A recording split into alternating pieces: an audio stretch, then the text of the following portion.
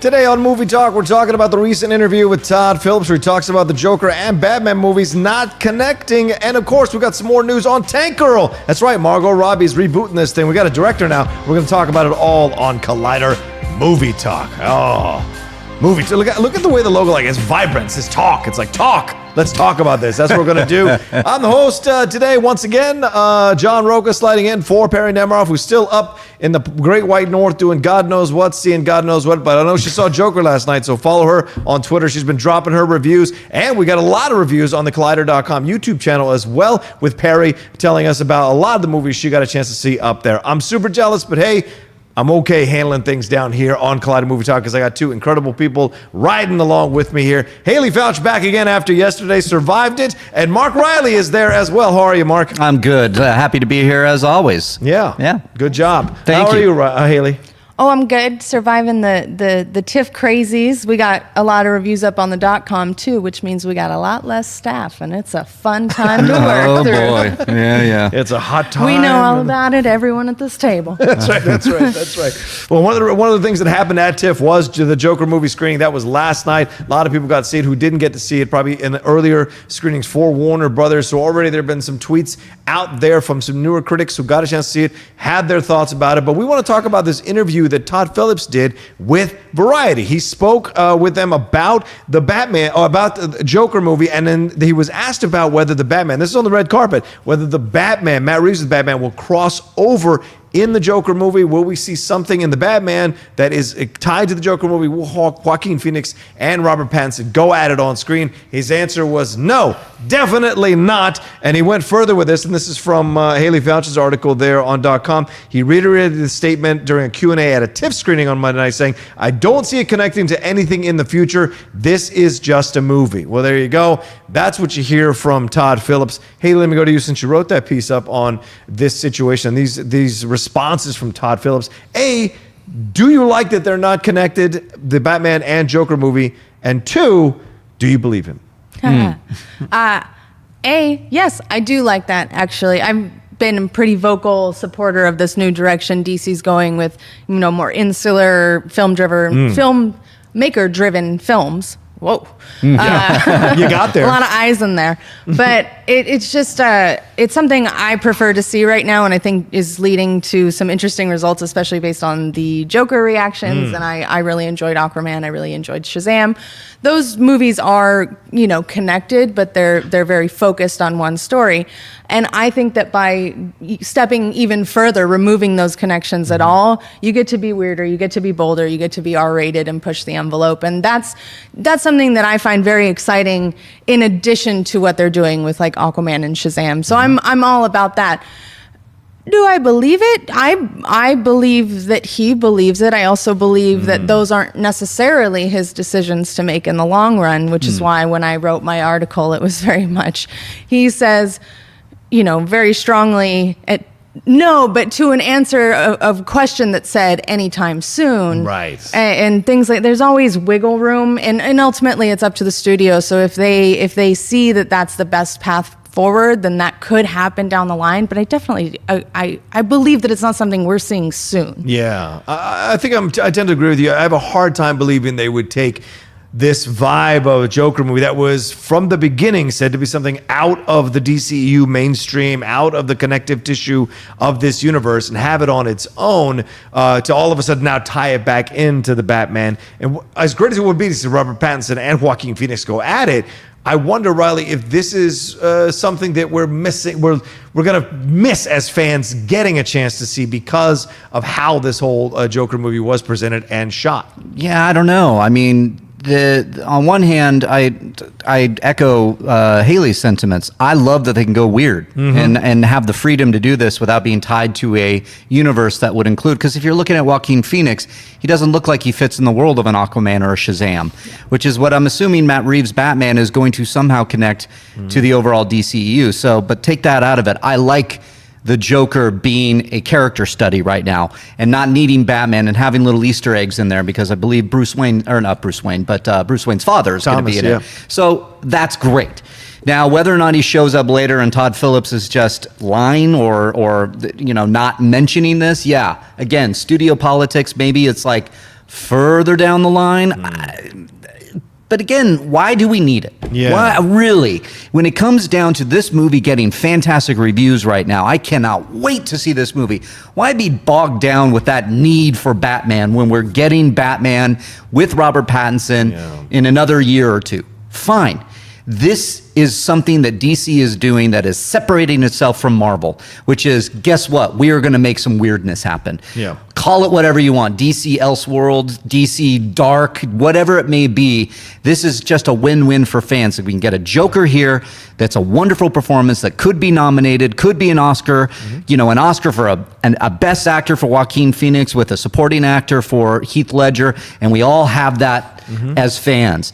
And then years down the line, we get a Batman movie with maybe Penguin and maybe Riddler, as some of the reports are saying with Matt Reeves, or rumors, I should say. And then that sequel introduces a new Joker, whether it's Jared Leto or not, or it's not, but I don't think it's going to be Joaquin Phoenix. Joaquin Phoenix wanted to do this because of the character study, because I don't think he was going to be roped into a number of films and have to do all these press things. Because if you go back, and I believe Collider did some of these articles and revisiting Doctor Strange, they were mentioning Joaquin Phoenix being up for Doctor Strange, and he ultimately passed because I don't think he wants to, as an artist, be roped into a shared universe where it's like, you mean I have to show up in a new Avengers for 5 minutes and say a couple lines, whatever it may be.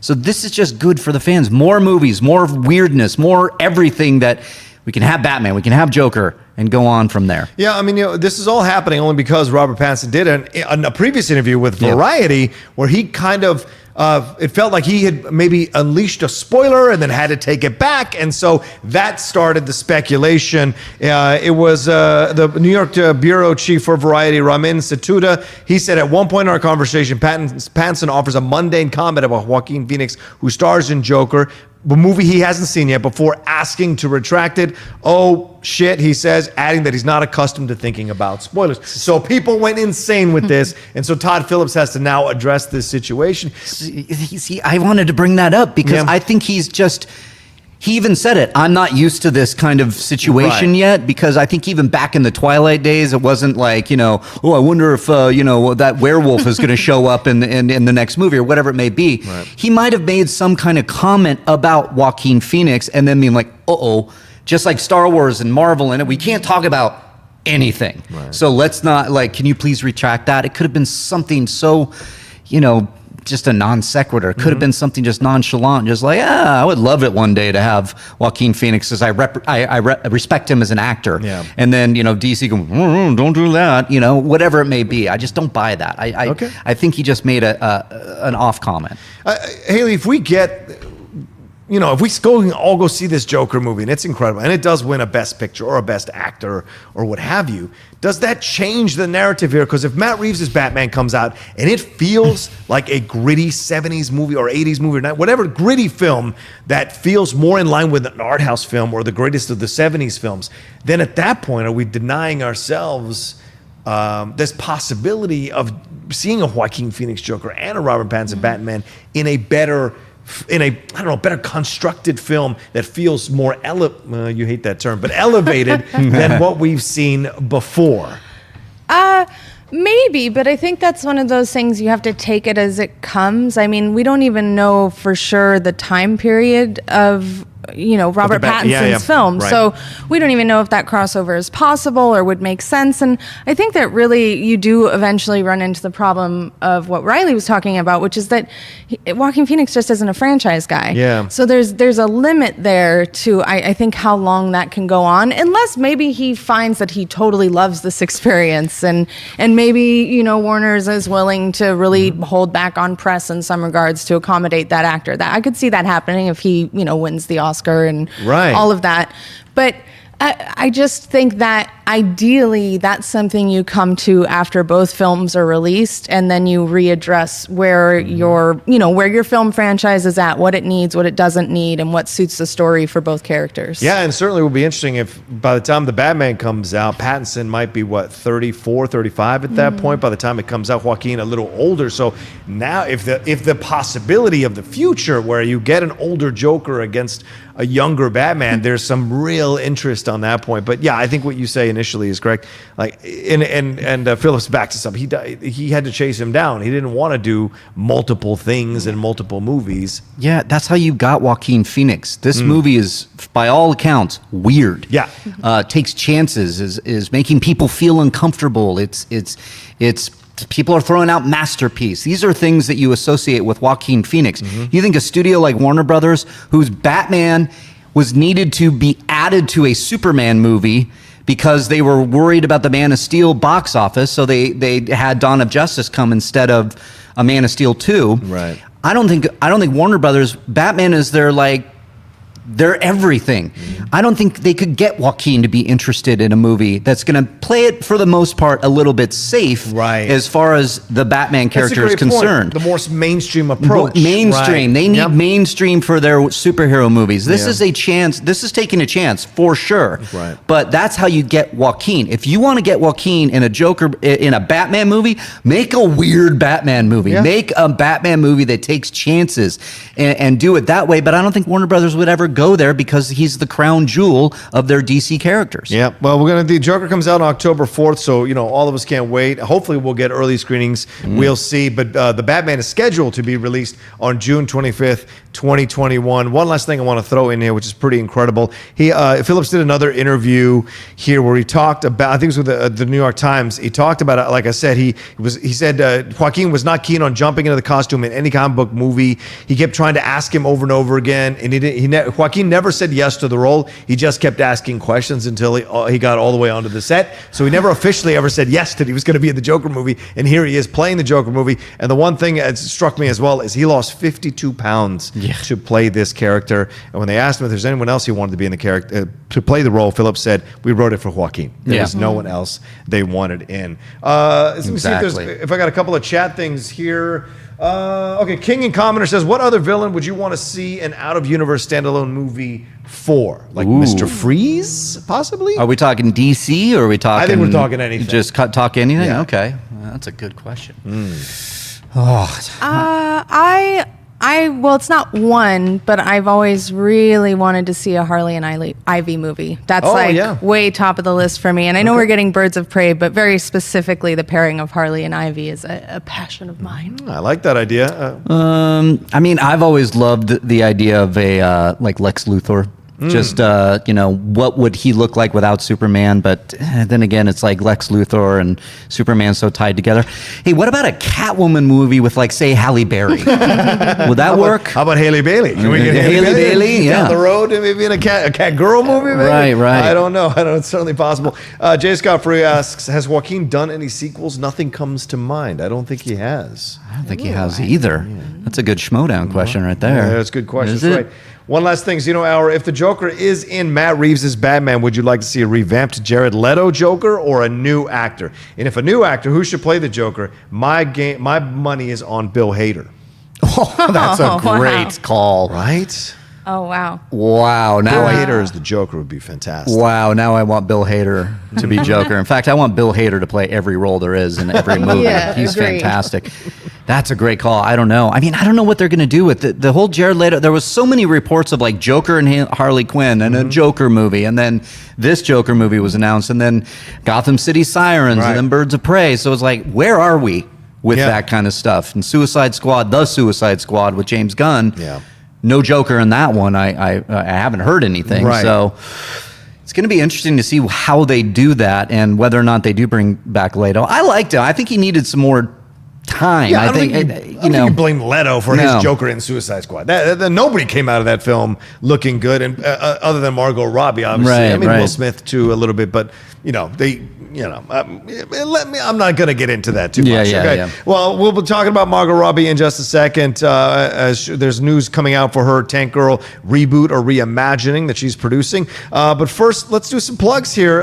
Movie Talk is moving to a new time slot. Perry Nemiroff's got something to say about it. Let's take a look. Hey guys, it's Perry here to let you know that Movie Talk is moving. We've had a great time in this 3 p.m. Pacific slot, but guess what? We want you to start your day with Collider Movie Talk, so we're moving. 9 a.m. Pacific, noon Eastern. It's going to be a lot of fun. You're going to get a longer show with some brand new segments, so tune in starting Monday, September 16th, 9 a.m. Pacific. See you there. It's right around the corner, the 16th there, 9 a.m. Pacific time. We will be doing Movie Talk in the morning. It's going to be a little bit longer as well. Catching the news right in the morning, a lot to talk about there. So come join us for that. Perry will be back, obviously, to spearhead that effort. And another plug for you, TIFF reviews. There are reviews of all those TIFF movies I mentioned earlier at the start of the show. They're on our main channel. We got Ford versus Ferrari, the Jojo Rabbit movie from Taika Waititi, Knives Out from Rian Johnson, which is getting a lot of love. Beautiful Day in the Hood as well got reviewed. Joker's been reviewed before, and there were a number of things. So go find that on the Collider.com YouTube channel, and there's a lot of reviews on the Collider.com website as well that y'all can read and get excited for as these movies come tumbling down during the fall movie season. All right, let's move on to our next thing, and that's our next story. That's Margo Robbie's Tank Girl. As I mentioned, it has a new director. It has a director, Miles Joris-Payrafitte. Apparently, they had worked together in a film called Dreamland before, which I have not seen, so I won't pretend as if I had, but they are back together again. She is producing this, Margo Robbie, through her Lucky Chap Entertainment banner. She has not signed on to be Tank Girl yet. They're waiting for a script, and from what reports are saying, she's waiting until the script is finished before she fully commits to playing this role of Tank Girl. Everybody remembers the Lori Petty Tank Girl? Hell yeah. Right on the cusp of when Lori was coming out of League of Their Own and Point Break. She was going to take this to the next level. It wasn't that well received. I remember Ice-T and the Floppy Ears. It was a really weird film, but it has grown in estimation, in a lot of people's estimation, in the underground area of love for films as a guilty pleasure or a film that was unfairly vilified when it first came out. It has grown in a lot of people's estimation. And Lori Petty, people still love Lori Petty whenever she shows up in anything like Orange is the New Black. So, all right. So, Ryan, I go to you first. You hear this, Margo Robbie. First of all, do we need another Tank Girl movie? And second of all, do you like this director choice? Yeah, I don't know much about the director either. Haven't seen the projects that you were referencing. Okay. Dreamland, yes. I believe. So, but the fact that Margo Robbie is doing this, I mean, Margo, I mean, you're taking all the roles here. I mean, you are. I actually love this idea. I think Tank Girl is perfect for her, and I love that she is producing all these things. She is grabbing up material and going, "This is what I want to do. This is how I'm going to do it. I'm going to develop this thing in my own production company." And then with an eye to star in this thing. So she's going to read the script, which I think is right on the money. If she likes it enough, she'll commit as an actress. But she is a talent. And so if she has her eye on this right now, then there's something there. And I think if she's excited about it, everything she's done, I get behind, because she's got some really great taste in all of her movies that she's doing. Tanya being one of those that I just adore. So yes, give me Tank Girl with Margo Robbie. And I'm excited to learn more about this director, because anytime you hear of a big name like Margo Robbie that says, I worked with this director, I like them, I want them for this next project, there's something there, and I think audiences can get behind it. Yeah, Haleigh, he worked on, his first film was As You Are with Amanda Stenberg and Charlie Heaton. Then he did Dreamland with Margo Robbie and Travis Fimmel and Garrett Hedlund. And now he's got he's just signed on to write and direct The Hunter and the Fox for Annapurna, which is described as an elevated Kubrickian type horror thriller. Oh, sure. So maybe we're sliding into a different version of Tank Girl than the playful one we saw in the early 90s. Maybe we are getting a little bit of a harder edge Tank Girl, a little darker Tank Girl, with a little bit of a smile. But do you like this? That's interesting. I am one of those people you reference for whom the film has grown in estimation. I really dig it a lot, and I enjoyed it as a kid, but definitely had that sort of impression in my head that it was a bad movie, and rewatched it and was like, this is not bad, this is delightful. So I am loath to say goodbye to that spirit, but it already exists, right? So let's try something new. Let's do something different from the material. And I do, though, have to say, if Margo Robbie does take on the role, there is something I really enjoy about the spunkiness she can bring to a role that I think would be a really nice fit. And I'm not familiar with the director's work, so I'm not really sure what to take from it. But it's one of those, she's such a power player in the industry, and I have so much respect for her, the way she's sort of taken a career that was supposed to be the ingenue career and she's like, now she's producing major movies, she's producing indie movies. I think it's amazing, and not all of it works. She had one come out earlier this year called Terminal that was like, all right, but it was a bold swing all the same. It was ambitious filmmaking with a lot of style, and it gave her a great role to sink her teeth into. So I'm always excited to see what she's going to do, because it's not going to be boring, even if it's not totally successful. Yeah, I agree with you on that end. I think Margo, like, listen, we've seen this many times through the years of Hollywood. A beautiful woman shows up. She's incredibly attractive. You know, she does some nudity in the first couple of films you see her in. So she could be easily typecast or put in a box of just someone to be objectified on film. She has taken that attention and turned it inside out and become this burgeoning movie mogul with how she's burgeoning Steven Spielberg with how she's producing all these films and getting involved. And she doesn't always star in them, so that's good as well. She's got one coming out here with Carey Mulligan, Promising Young Woman. She's a producer on that. So these little things that she is doing step by step, she is making the industry respect her as more than just an actress to be objectified. She's bringing a little more strength to it. Tank Girl is interesting to me because I don't know, it's so close to Harley Quinn that I'm like, why is this grabbing your interest? Were you a fan of it as a child and you wanted to see a better version? Did you love the original comic from Alan Martin with Jamie Hewlett? What is it about this property that is attracting her? Because the similarities are hard to escape to Harley Quinn. Yeah, maybe she has an idea on how to take the character in a new direction, and that's why she's doing it, because she sees something that perhaps we don't, you know? That maybe it is. Maybe you hit it right on the head. She is a fan of the Lori Petty movie, and she wants to make a nice new version of it with some homage to the original and then take it to a new direction and get behind that. And so it all goes back to her and everything you said, Rocha. She's got something going right now creatively that I think that I can trust her from all of her past projects, that she has something unique about this spin, and that's why she's doing it.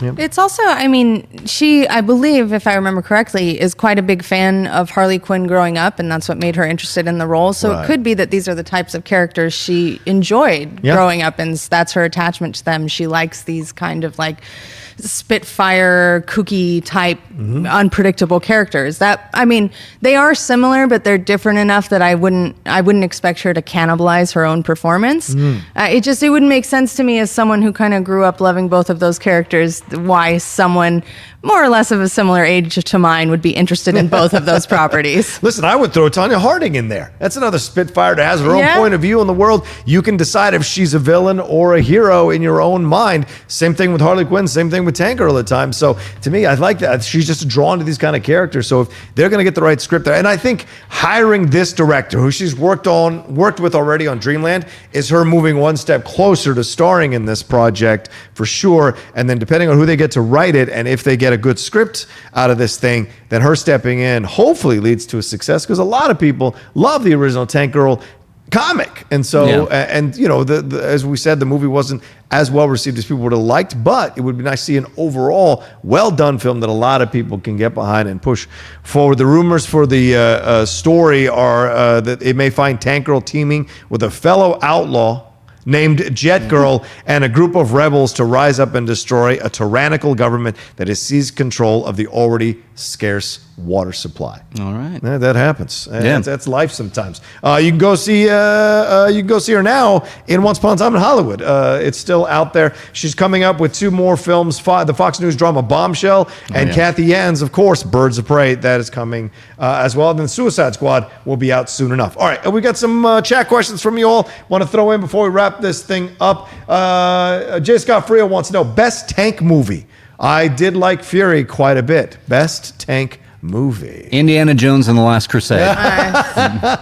Hands down. Good choice. Yeah. All right. Fury was the one I thought of too. And it's like it came to mind so quickly that it's hard to argue with it. That's fair. It's a great movie. I love Fury. I love Fury. It does not get enough love, and Fury's a fantastic film. I wonder where Bibiani put that on his war films list. I want to take a look. There it is. Check I it don't know out. if we put it on. It's on the .com right now if you want to go read that. That's right. I give a shout out to Bibbs. There you go, Bibbs. He's a good writer. He's a good writer. He's a fantastic fantastic writer. I always say that. That's Kelly's Heroes is another one I would throw in there. That's a fantastic tank movie as they go and try to get that gold. Clint Eastwood. Let's see. Micah wants to know, since DC can get directors like Ava DuVernay and Matt Reeves, what other named directors do you think DC can get?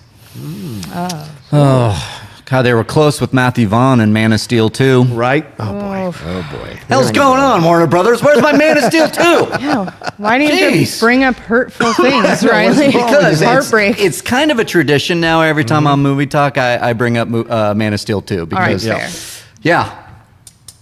What's going on? What's going on? All right. I think they can. I mean, they can probably get mostly who they want to. It's true. I mean, not that every filmmaker wants to make these types of movies, but certainly people want to get paid and see things that are recognized and seen and released in theaters, which is harder and harder to do. Yeah. I think it's more a matter of who do they want in their stable. Warner Brothers is traditionally a very filmmaker-driven, I got it that time, studio, and they tend to continue to work with the filmmakers that they bring on board. You see that also in New Line, where they do a lot of their more mid-budget horror stuff. There's a lot of loyalty with filmmakers. Yeah, look at Muschietti. He's going to be Exactly. doing... Right. Yeah, and Doing I'm Flash. telling you Wan. what, James Wan, but Muschietti doing The Flash, I hope that stays because Me The Flash too. has been Yeah. so many directors in and out of there. Right. Muschietti doing Flash, yes please, give it to me now. Heck yeah. I would throw in Alejandro Landes, who I just saw that film Monos that's coming Oh. out. You guys got to see that film. It's a fantastic film. I think after watching that film, he said he makes such great use of the Colombian jungle and forest that I think he's set to create kind of an unusual type of superhero film. He'd be someone that I would encourage DC to take a look at and pitch something to. Also, who's the, I forget her name, the actress, the director sometimes. She was going to do that Chris Pratt movie, Cowboy Ninja Viking. Michelle McLaren. Michelle McLaren. Michelle McLaren. It's about time Michelle McLaren comes into some kind of Yeah. superhero film, for God's sakes. What, she was on Thor? No, she was going to do Wonder Woman. Woman, She was on and Wonder then Woman. she Yep. left. It was Yep. Jenkins who was on Thor, who Yep. then went over to Wonder Woman. Yeah. I would also, just because we just had her on the Witching Hour, and I'm obsessed with her movie that's making the Say festival it. rounds right now. Jennifer Reeder. It's probably not who you Oh, were I thought thinking. you were but, going Jennifer Kent. but that would be amazing Yeah. too. Yeah.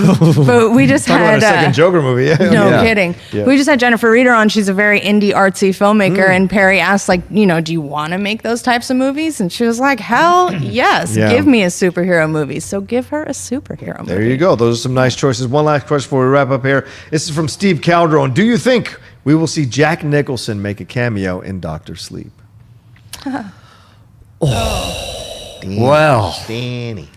well. And they use the de-aging technology because clearly he wouldn't be old Do you Jack. think Jack Nicholson gets out of bed for cameos these days? Well, let me ask you I think this. that there's enough zeros on the check. Yeah, maybe. Well, we know that Flanagan did Recreated, right? Yeah. Recreated some of the Shining stuff. He did. So could they use the likeness of it and kind of, I don't know, put some special effects on it and make it look like Jack Nicholson without? Because I mean, I don't know. I've read the book, so there's definitely some. You can maybe go there. I don't know. There's, I mean, by nature of the story, there's opportunity to. I don't think it's been confirmed, but there were rumors that there was an actor playing that role already. Okay. But that's, again, not confirmed, so they can do whatever they want still.